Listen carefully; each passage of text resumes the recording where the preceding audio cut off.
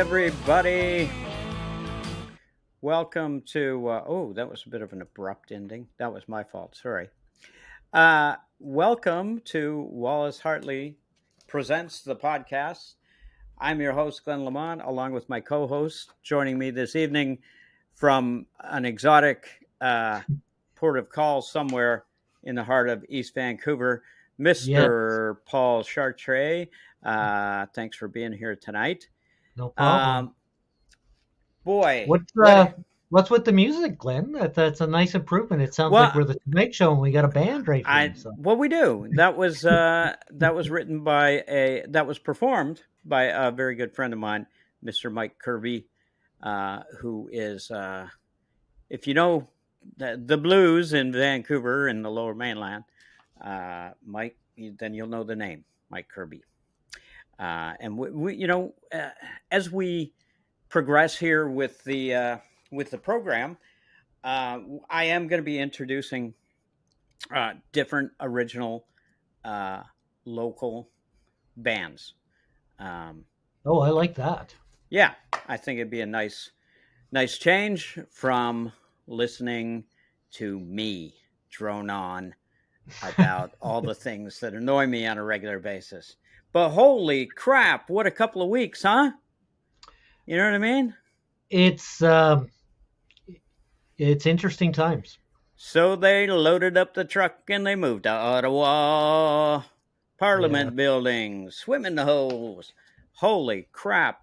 Listen, I got to tell you, I am not a fan of Justin Trudeau for so many, many, many reasons, which is why I try and avoid reading Rex Murphy opinion pieces, because I hate Rex Murphy even more than Justin Trudeau. And then I end up, after reading Rex, I defend Justin, because it's rocking a hard place.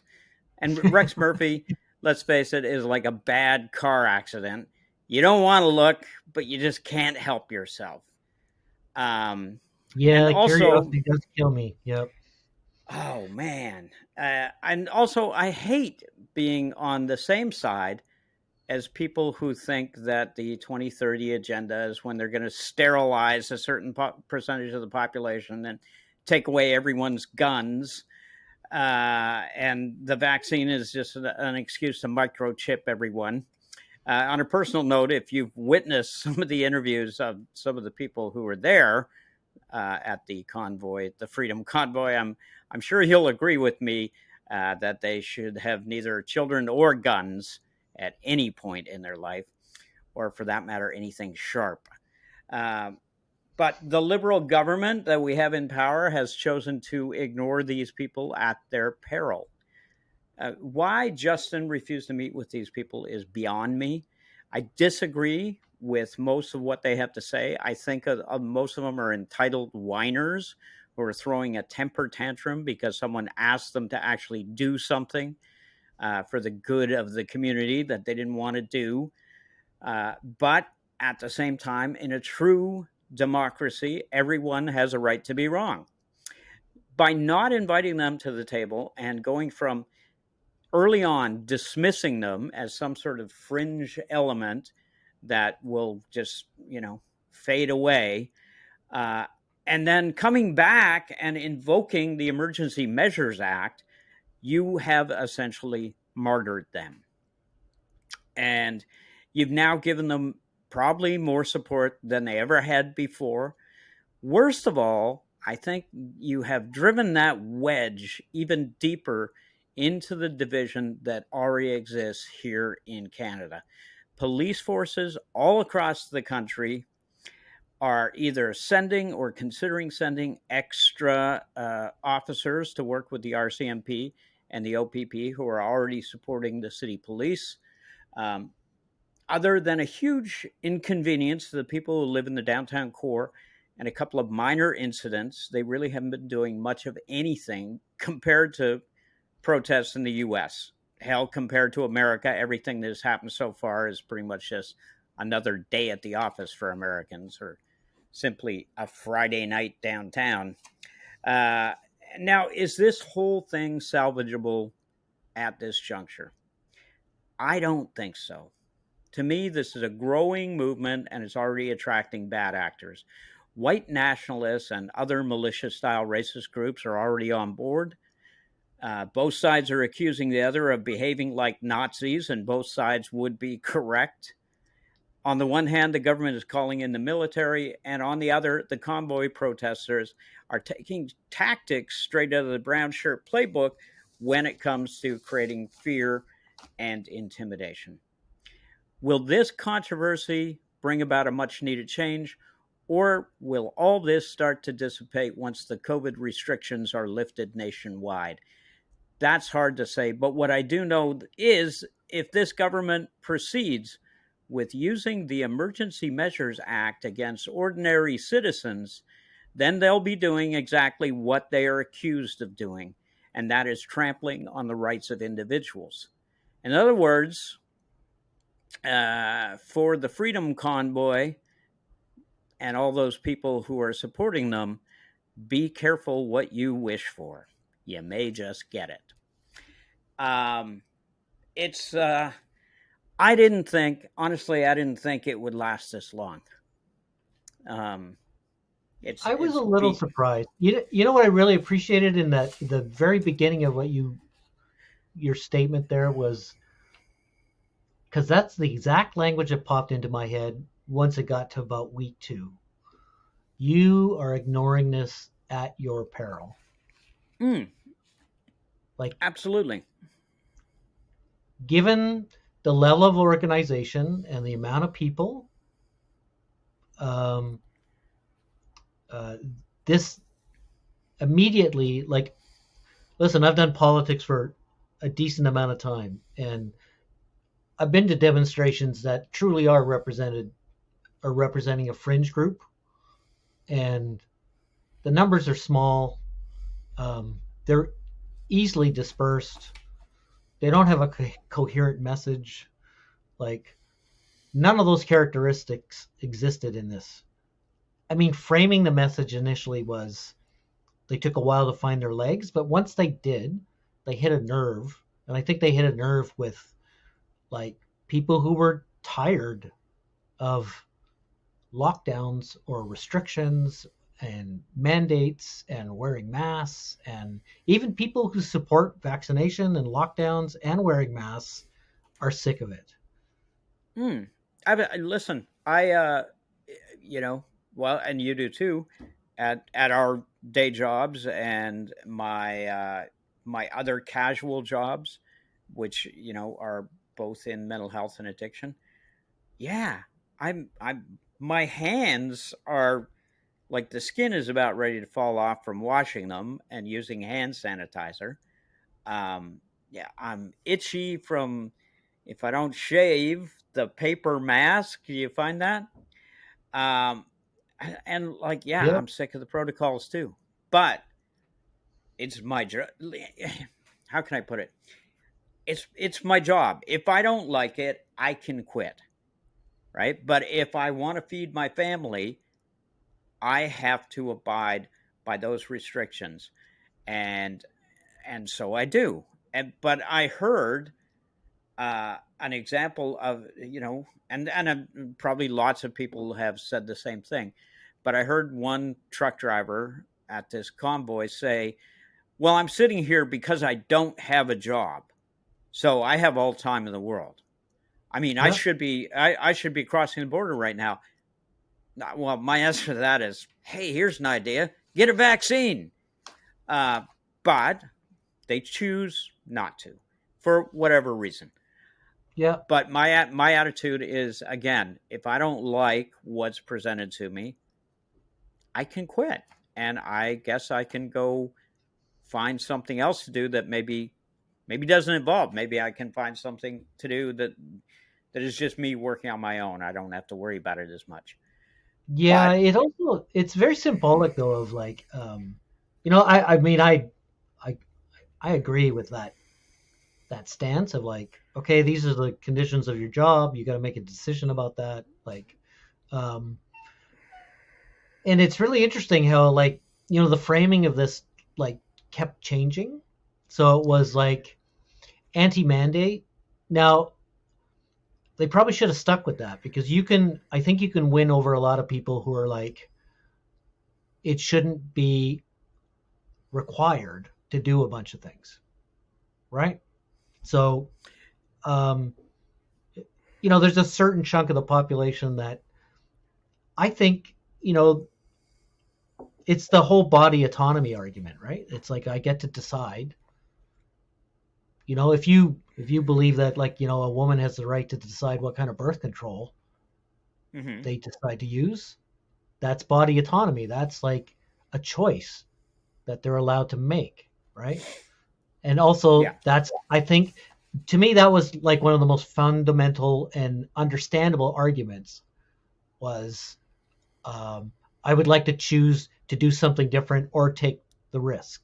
Now, I'm also somebody who is like, if you can make that choice, but in my opinion, you still better follow protocol of what's, you know, uh, is going to make everybody else safe and okay.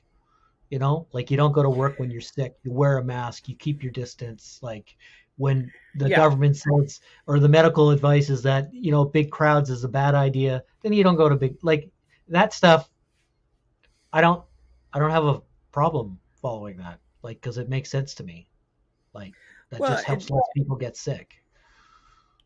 yeah, absolutely, and I'm the same. I mean, I happen to agree with the protocols that were put in place, the health restrictions, um, but at the same time, you know, our government has an amazing talent for just either being completely wishy-washy and ambivalent, or these are the rules and you're going to follow them.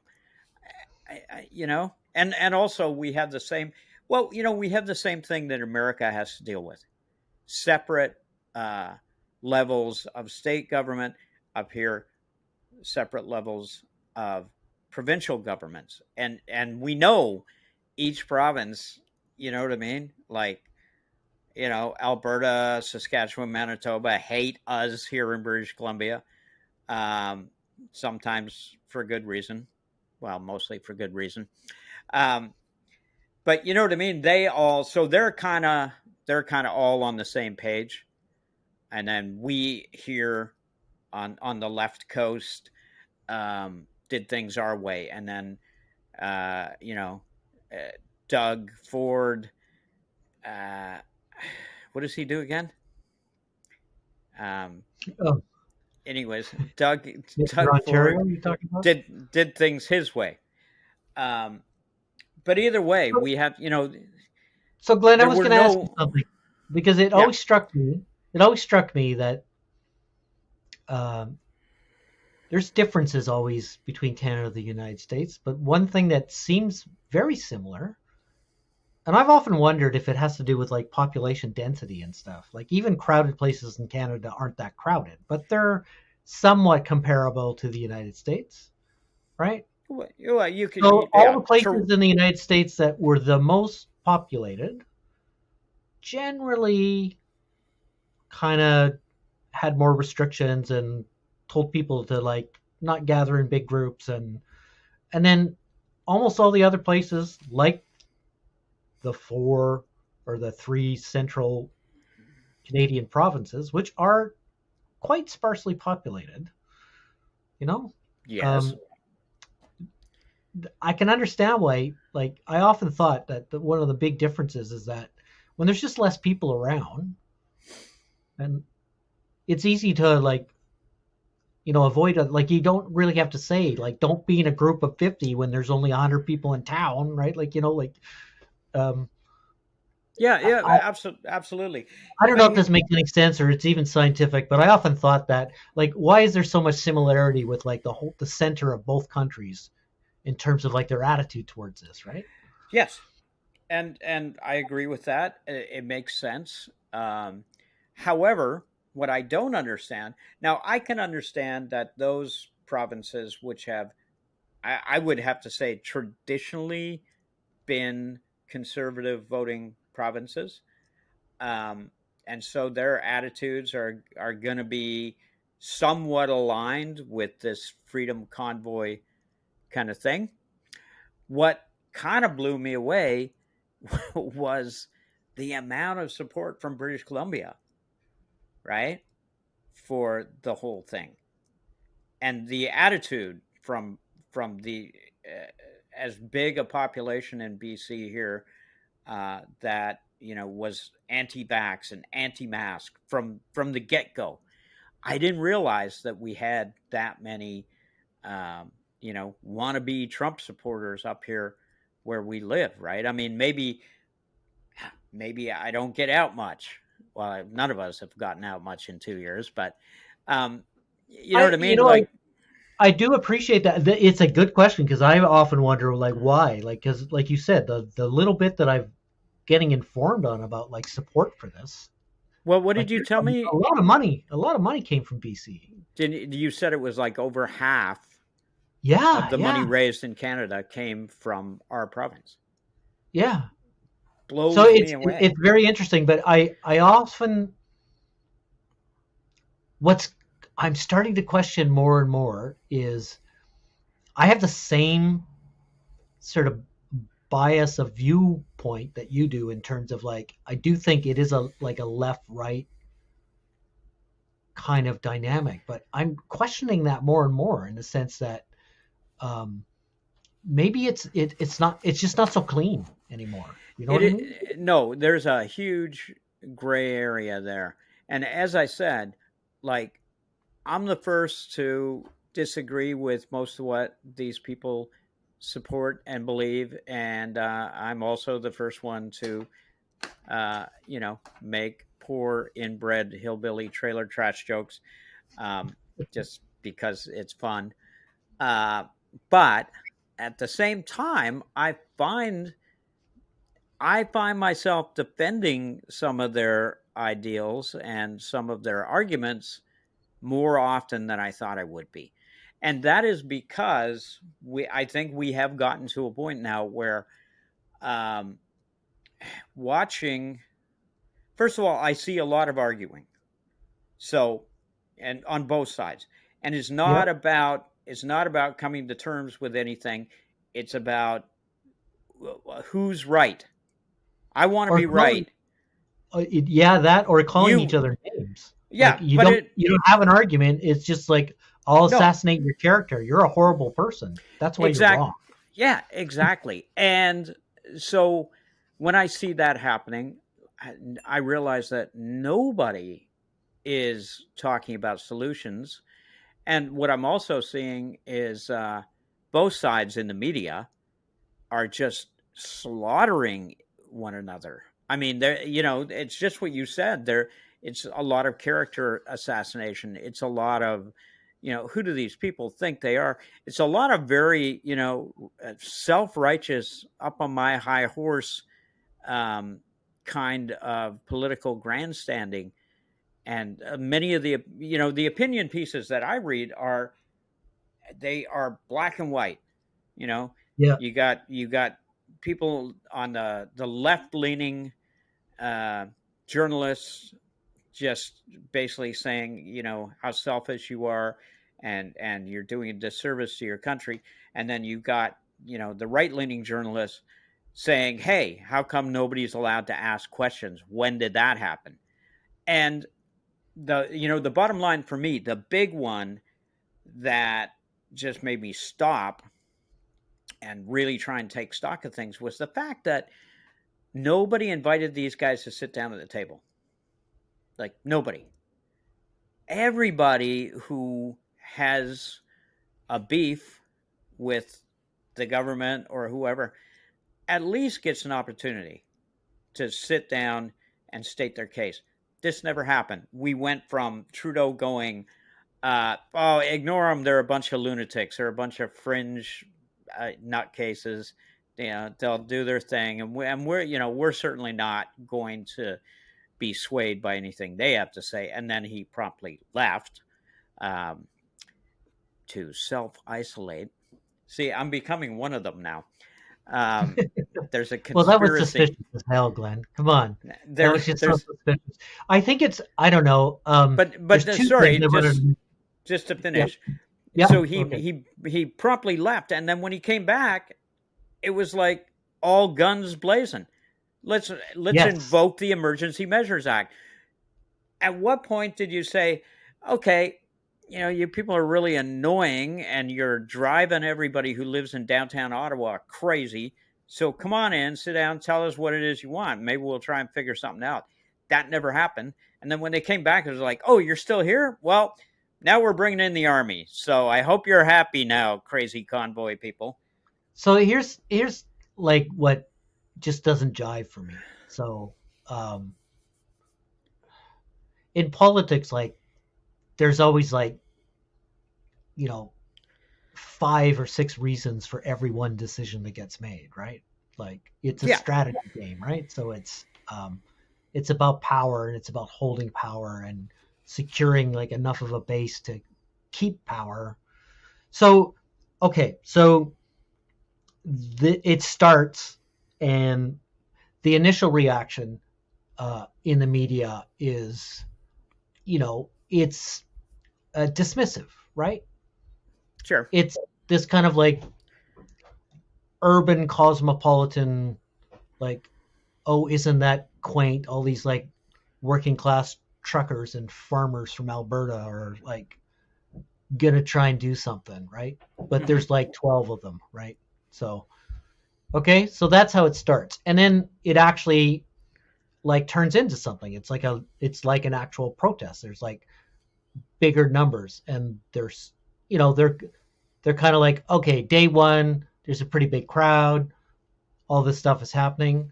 What I think really messed them up was the extremely, um, well, extreme is probably a poor word, but just the competency of the organizers to set up a situation where they could stay, and also to, I heard a podcast which I thought it was a great reference, like using trucks and horns and blocking off streets was brilliant political theater, Mm, right? This absolutely. is well thought out. So it creates annoyance, it creates attention, it creates all this other stuff. And like you said, like, so Justin Trudeau disappears for a while and then he comes back. Lo and behold, I'm trying to figure that out. I'm watching this American news broadcast that I watch, and one of them, I don't know if it's accurate. Sorry, One of them, it's not Fox, is it? no, no. One of the hosts on this show, it's called Breaking Points. It's something I Yeah. check out every now and then. One of the hosts basically says, and I haven't checked it to see if it's true, but it was believable, is that Joe Biden makes a phone call to Justin Trudeau, and the next day, Mm. the Emergencies Act gets declared. And their rationale was Joe Biden phones and says, hey, this is interfering with American capitalism. Do something. I listen. That is perfectly. That's perfectly believable to me, because that was when they were at the bridge there in Windsor. Yeah, the Ambassador That Bridge. Yeah. the Ambassador Bridge in Windsor, which is they were blocking. You know, they were messing with the automobile industry in Detroit, which, you know what I mean. You're poking the bear with sharp sticks on that one. I so yeah, I fully believe that, because I've seen how, Mr. Trudeau responds to, you know the big guys, the cool kids. You know what I mean? Like, didn't we do that? Didn't we just do that and get through doing that with the whole Meng Wanzhou uh, Huawei trial? I I mean, know. I wasn't mean, wasn't that it was like a call from Washington. Hey, we detain need this you, person, we need right? you to arrest this person for us? What'd they do? Yeah. That doesn't matter. Just stop them. Quit asking questions and do your job, Yeah. Canadian Mountie guy. I'm the FBI. And that RCMP guy, that poor guy, he probably went home that night to his wife and went, "Okay, I shouldn't be talking about this. But you know who called me today? The FBI. Yeah, the Federal Bureau of Investigation. Those guys. I'm working with them. They're probably going to give me a badge or something. Temporary thing. So here's the thing, Glenn. Like it's there's something that is building in my mind more and more as this goes on. One is it's rooted in like how we get to this route to like the Emergency Act, and also how it's set up publicly in the media. So you made a reference to the media. I mean, is Canada actually like, have we caught up with the United States now? Because like the United States has been entrenched in this like divisive media presentation where there's like actual, political sides. There's Fox News and there's MSNBC, Sure. and they clearly support a specific political party. And, and the media I'm reading now is like, it's shocking. Like you read stuff that's generally like kind of like liberal press, and it's like, they read the comment section. There's all these people who want the army to come in, and it's like, what really? Yeah. Like, oh, totally, dude. Where's And that come from? this was coming from the so-called progressives, the left-leaning liberals, and I'm like, what the hell happened to you people? It's like, oh my God, scratch the surface, and there's a conservative under there. Because you're right. I talked to so many people who were like, I don't get it. Enough is enough. Just bring somebody in there to get rid of them. Bring the army in. Wait, the what? Well, I mean, they're disrupting everything. Yeah, that's called a protest. Last time I checked, people are allowed to do that here without getting shot. And of course I say that, but then immediately comes to mind is the Wet'suwet'en land defenders and the LNG pipeline. Oh yeah, people get shot at protests all the time in Canada. They just happen to be Indigenous people. Yeah, so nobody hears about it, right? I mean, the RCMP, who are, do they still call them the RCMP or the LNG transit police or some shit now? Yeah, but either way, yeah. But, I mean, are we suffering from that in terms of our media? Like it's just like this. Yes. Absolutely. Division, and so when you have this division and it's all this name calling and all this stuff that we've been discussing, it's like, so then you don't actually talk about like something that might make sense where you could actually have a conversation and you could be like, okay, one thing that would be worth discussing, I think, just in terms of like health policy would be, so vaccinations don't actually stop the spread. Yeah. Like that would be worth talking about. Okay, so how do we change things if that's the case? Like what's the strategy? And not just like, oh, even if you ask that question, you're like, there's something wrong with you. Like you don't believe in science it's like, wait a second, the science says the people who actually do the science are telling us this, right? Like exactly. And here's the thing. Some of the arguments that these people have. Now, and mind you, this is mostly to do with what's going on in America, but like some of the stuff is valid. I couldn't argue with it after I did a little digging. One of the things being that they're constantly saying this, right? Follow the money. And, 9 times out of 10, they're right. So the CDC in America receives ridiculous sums of money from Big Pharma. Absolutely. Which, like, to me, I'm not very comfortable with that. In hindsight, when you say, here, just take this, it'll make you feel better. Well, yeah, but didn't you just get paid like $1 gazillion from Pfizer? Well, yeah, but that was for like office supplies. Anyways, just take this. You know what I mean? So, but I think the convoys also will follow the money thing, right? Because they are, right? And so some of the stuff that they're, arguing about, yeah, like I would have to agree with. Yeah, I'm choking on it, but I would have to agree with them. But that's the thing, Glenn. That's the thing that, like, I think is missing in the conversation, and that is the fact that you don't have to like somebody's political orientation, but that doesn't mean they're wrong about everything. No, right?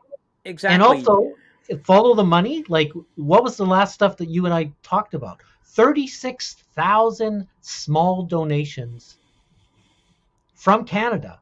That's not a fringe movement. No. When there's 36,000 people sending in 40, 50, $100.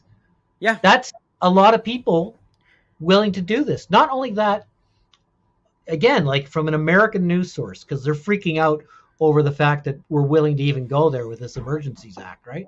Yeah. Because, like you said in earlier, what has happened in Ottawa and at the border in Alberta and stuff, that's nothing. That's a day in the park in America, right? That Yeah. shit happens like all over the States every day someplace, right? Like some Yeah. 4 crazy guys who think they need to start a race war, like get caught with weapons. That's probably happens every day at a police force somewhere in America, right? Yes. So it's, to us, it's like surprisingly shocking and all this stuff, which is a bit bullshit, because that's another thing I don't like about the media in this country is I heard somebody on a podcast say something that I thought was a brilliant expression. But when it comes to white supremacy, Canada punches above its weight. We always Yeah. have. Well, hugely. And Yeah. I mean, you just look at those guys at is it Coots or Coates? How do you pronounce it? Alberta. Coots, I think. Coots. Alberta? That Yeah. that sounds more hillbilly to me. Coots. Sorry, I apologize to the people of Coots. However, now that's where they caught these guys. Did you check them out? Yes. The Yeah. diagonos. Yeah, Wha- it's probably fringe in fringe world too. Well, So. it may be fringe, but they had a lot of weapons. But Oh, they did. sorry, They were well armed. just to digress for just a moment. Have you checked out their mission, their idea, what they want to do? Oh, what they want to create? Yeah, that diagonal state from Alaska to Florida. Okay, so everybody listen up. We're gonna form our own country. It's gonna be a long, skinny country that runs diagonally, just us and well, wait, aren't you worried about those big swaths of population and land on either side of you with much more money and military might? Again, we just because Skeeter he come up with the flag and then it all came from there. Yeah, so slash. That's just a long skinny. What the hell is that? Like, even other white supremacists must be making fun of them. Come That's on, what I was thinking when I heard about it. I was like, wow, this that's is new. out there, dude. I used to spend a inordinate amount of time in my early university days researching the far right and white supremacy in Canada. So I haven't done a lot of that research in a long time, but the little glimpses of it that I'm getting is like it hasn't changed an awful lot. No, But it actually is a much bigger, more significant piece of our country and our political history than many, many people would like to admit. It's like, like it's been around for and tolerated like quite a bit in this country. Like they've had a tremendous amount of freedom and a pretty good run at it. It is something I do worry about with this protest and this convoy is their the ease with which they were able to insert themselves. And that's either, there's a few things there, Glenn, that I think are worth consideration. One is there could be extreme naivety on the part of the people, the majority of the people who don't have such extreme views about how they're inserting themselves, and them not even like being aware of that process or how that works politically or anything. Or there's conscious tolerance for it because they're trying to actually position themselves as, it's that classic case of the old 60s stuff, that Saul Alinsky stuff of rules for radicals, where you have like the radicals that will like, block the bridge, and then you've got kind of the bureaucratic wing that basically will talk to the officials and negotiate the deal to get actually what they really want, right? And Well, to me, I just view it as a strategy. When you said at your peril, this gets ignored.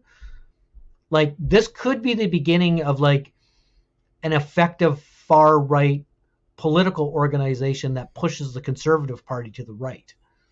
oh, I believe that 100%.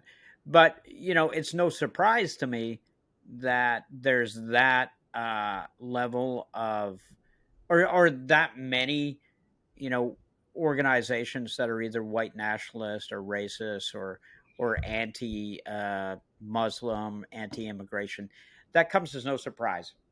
And like I've said this many times, our this so-called country is, and it applies to America as well. It was founded uh, on resource extraction. Uh, it was Yes. founded by rich white people. Like I laugh at the Americans when they're like freedom and this goes right back to the roots of our nation. No, the roots of your nation were fat old white men who didn't want to give their money to the queen or a king at the time. So they, we're going to start our own country. God damn it! And Canada, uh, same thing, but for a different reason. They came here to, take everything they could possibly get their hands on. They had to, get get rid of or at least subdue. Unfortunately for them, people already lived here, but that didn't seem to be too much of a problem, ethically or morally for them. Uh, so, yeah, when you talk about, people saying we don't like the fact we feel that we're starting to become a minority, um, that's just par for the course for where the foundations of this nation, of Canada, that was built on you know land theft and resource extraction and all that. So yeah, it's no surprise. I think everybody, listen, the amount of people I talk to, don't even get me started on this shit, Paul. The amount of white people I talk to that when You you know start, white people, Glenn? listen, man, when you start to have this conversation, the first thing to come out of their mouth is, listen, I'm not racist, but just because you said that's how you started this conversation, tells me you're racist as hell. Because if you're so, like, why be afraid to have that conversation? Why be afraid to look at implicit, albeit, maybe call it what you want, subconscious biases that you have towards whether it be indigenous people or any, just people of Yeah. color in general, right? But yeah, I would, no surprise to me at all that there was a racist element involved, right? I mean, don't get me wrong. I'm sure there are plenty in this convoy. There are plenty of like hockey moms and people who you know what, people who are scared, because that is one of the things that is so appealing about these movements. Whether it be this Freedom Convoy or QAnon or any of that, people who are, they they don't know what's going on.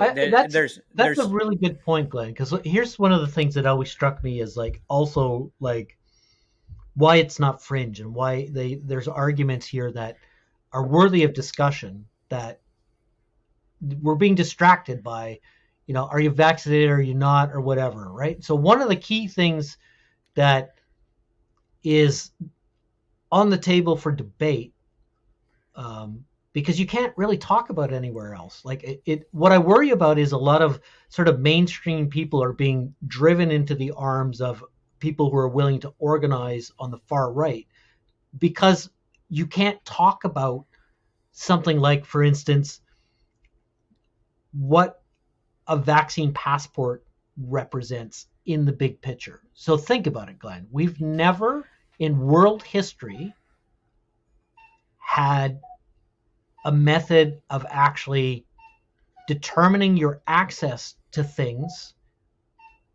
based on your medical status.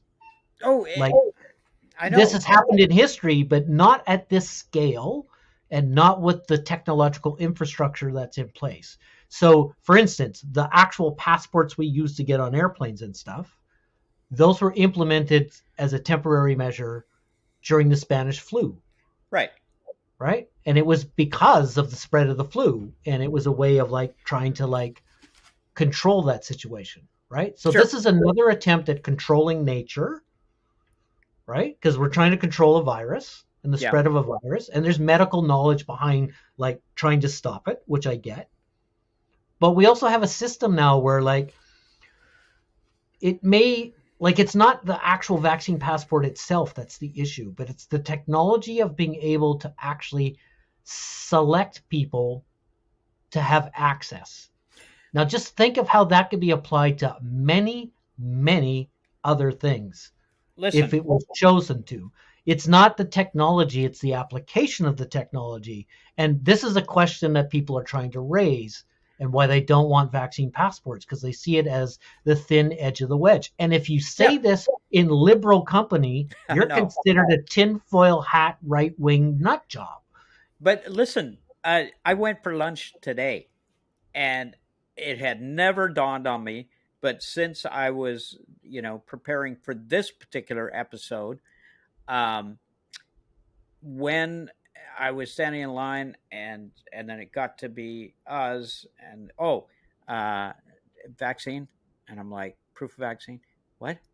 Oh, right. And then as I was retrieving it from my phone, I'm thinking, I all of a sudden never even thought about it in the past, but today I was like, I'm a little uncomfortable with this, right? Like I'm not saying I'm fully vaccinated. I have my booster shot, right?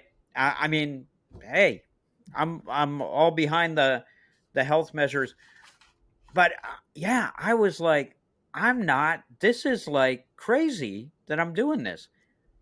I didn't say Right? Because the, anything. the the techno utopians are basically saying, oh, all this like distributed knowledge about you, your medical records are like easily accessible, and you can get like medical help, or you can be monitored by something that goes directly to a doctor when there's an alert. Like all this stuff is like, you know, we're data. We're like data's money, right? Like we're Oh everything's yeah, getting commodified, right? Like it's like we're being incorporated into this big sort of technosphere that and it's just creeping into our lives, and we have less and less choice about it. And like it, like literally the smartphone itself is actually like the purest symbol of how it all got started, because once we got addicted to those little fuckers, look what happened.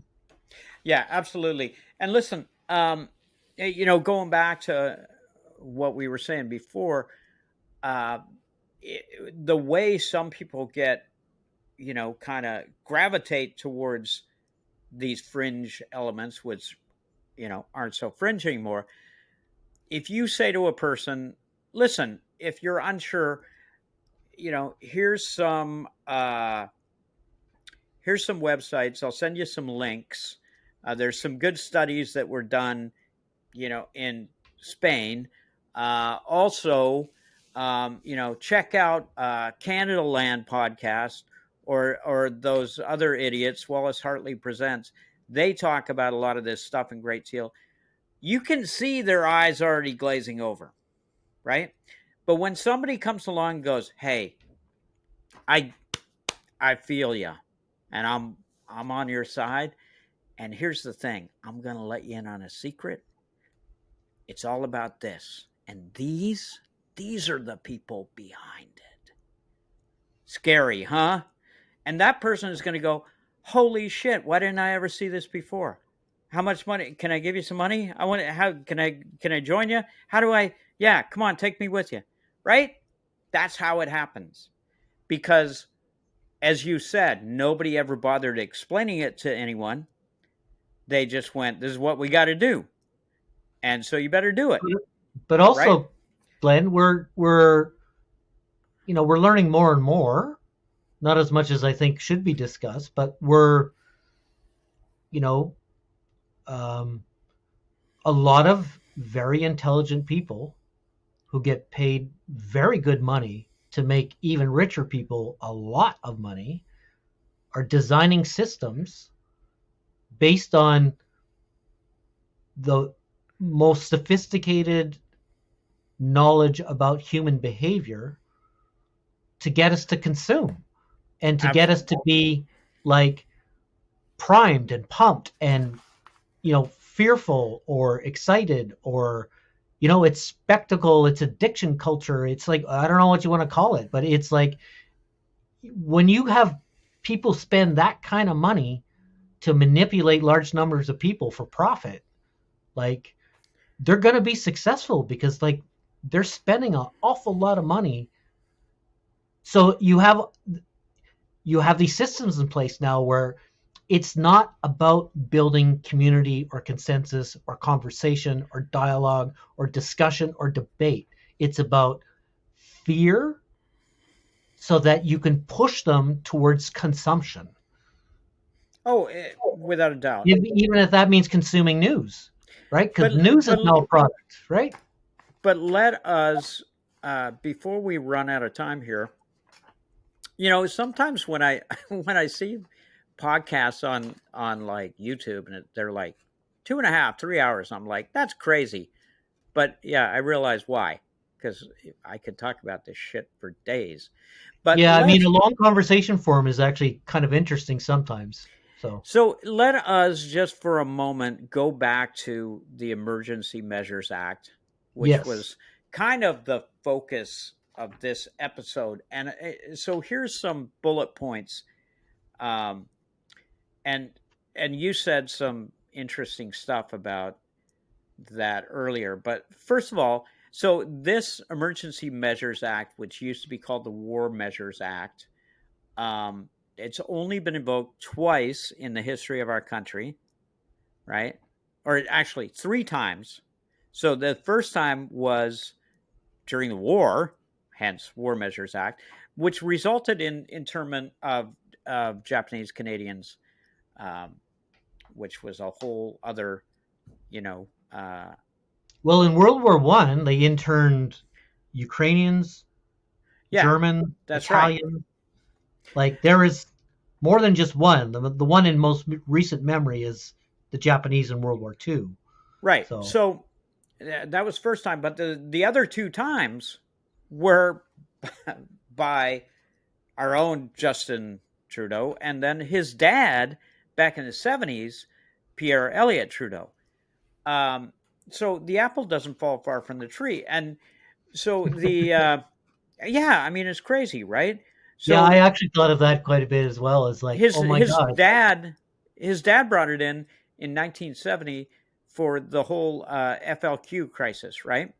Yes. Because, which they were like, oh, it's terrorism. I think too, like they were certainly under the influence of the Commonwealth in that respect. So I'm sure they were getting lots of advice from the UK, who had,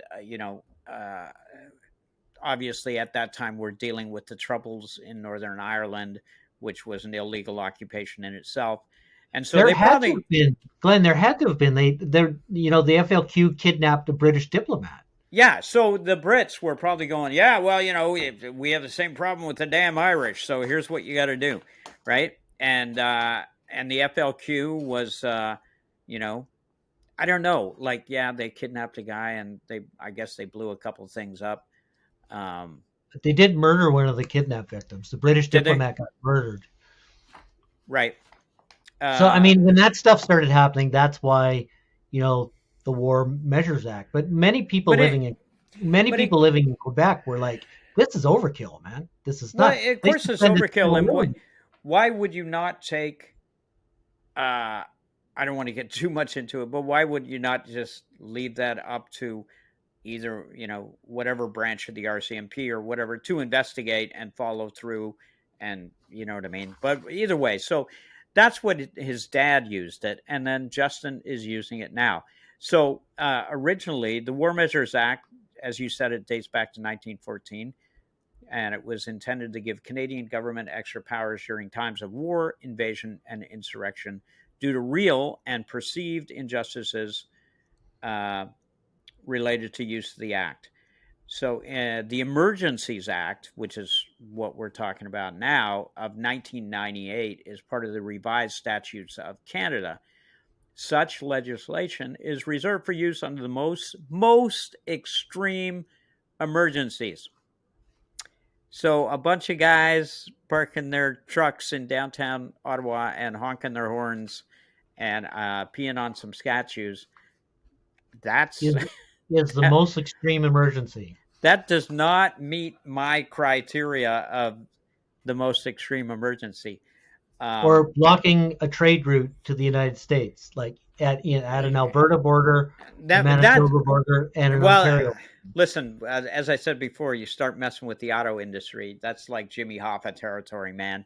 So yeah, that one I consider that's a little more hardcore, right? When you bring, like, we can talk all day long about political beliefs and who's right and who's wrong, but you start pissing off organized crime. You know what I mean? I'm out. I got shit to do. Sorry. So, different rules, right, Glenn?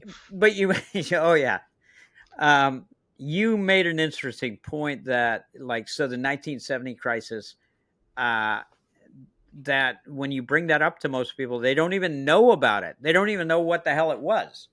I was speaking to somebody in their 30s, and they had no clue what I was talking about, and it was like, it just made me think, like, wow, like, don't we teach this in school? Like, isn't that like high school history? Like, I was saying, I'm making assumptions, right? I don't know.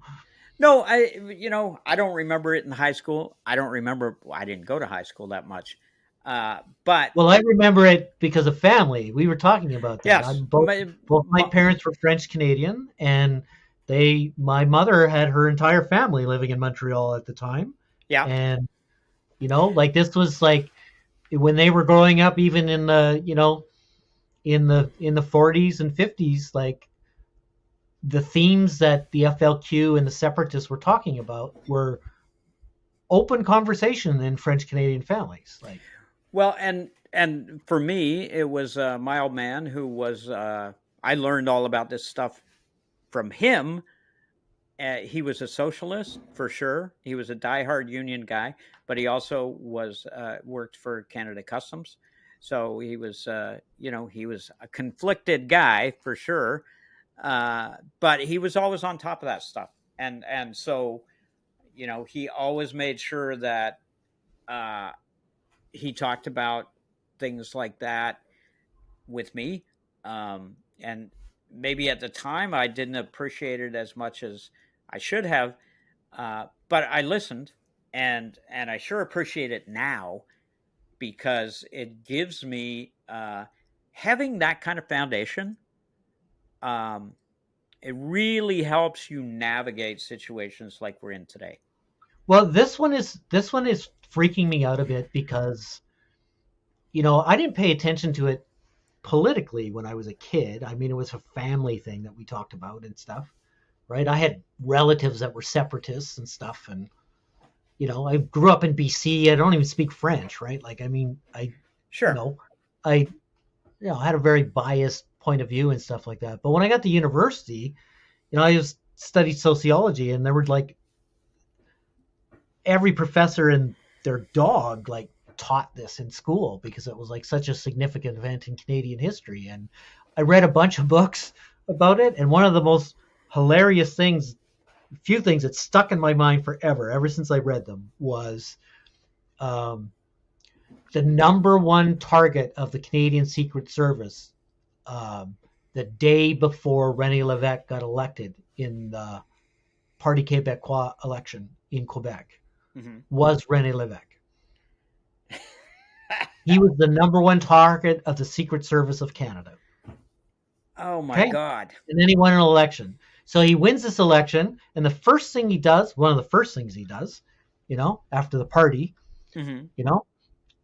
is he sets up a commission to investigate what the RCMP was doing, because he was a bit pissed off at the fact that they were like I, following him around everywhere and bugging his that's phones. that's awesome. You know what I mean? It's like, The oh, information, Glenn, was so embarrassing. Mind yeah, you, it was Parti Québécois, so like they weren't going to do any of this fucking stuff in English, so it was all in French, which was kind of a even mistake better. on Rene Levesque's part, because it should have been done in English, because the Canadian federal government at the time was so embarrassed by what was being revealed under his commission that they ordered their own commission in English to clean it up and cover it up for the English speaking part of the country. Oh my God, So that's one of the things I learned. we're gonna But have a commission to about the commission that yeah, was originally about the commission. yeah, doesn't that What? sound Canadian? Yeah, it does very. Yeah. So provincial Listen, commission gets covered up by a federal one. So here's the deal. Here's the bottom line. What they ended up doing under the War Measures Act, right, yes, was they spent an inordinate amount of time and energy investigating and spying on and harassing union members, peace movement members, anti-war members, and especially indigenous organizers. And this is what bothers me about this declaration, because every time they declare shit like this, they use it to defend capital. And people who are anti-capital are going to have all their data mined. They're going to use it as an excuse to investigate everybody else other than the convoy. well, Maybe I'm paranoid. Maybe I'm exaggerating, but I just don't have a good feeling about it. hey, just because you're paranoid doesn't mean they're not out to get you. You know what I mean? But listen, to wrap this up, I guess what it boils down to for me, and what we started talking about earlier, was that there's no dialogue. We got a lot of name calling. We got a lot of people on the left and on the right pointing fingers, blaming, and just, And both it's, on the left and the right, Glenn, what's disturbing, which is what you've touched on many times in this conversation, yeah, is the fact that there's this extreme appetite and willingness to suspend people's rights. absolutely. So, as I said before, I never thought I would be agreeing with some of this, but I have, and we're going to keep exploring this. I think this is really worth a couple more conversations, and we will have some guests in the very near future who are going to speak from let's say both sides of the conversation, and we'll take it from there. But in the meantime, I'm looking folks, forward to guests, because like you, if I hear myself too much, I get kind of boring. Yeah. But yeah, so the podcast is Wallace Hartley Presents. You can head on over to podbean.com where you can listen to the audio version. And we're also on all the major platforms. Now, we're not on all the major platforms. We're on a couple, because I still can't figure out how to do the whole Apple thing, and I just don't like them. So we're on there, but you can catch us on our YouTube channel, which is Wallace Hartley Presents the Podcast. That's the name of the channel. Head over there. And thanks for dropping by, folks. We're going to close it out once again with some original music from right here in Vancouver, Mr. Mike Kirby. And this is the instrumental version of Black Coffee and Cigarettes. Thanks for dropping by, folks. Try your best not to be a dick. Have a good one. Bye, y'all.